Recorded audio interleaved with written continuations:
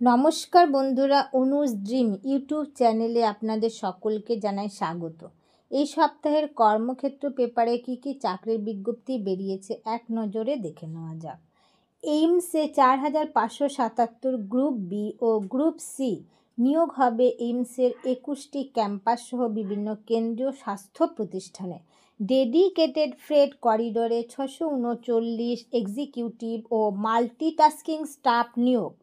ওএনজিসিতে 106 জন নিয়োগ।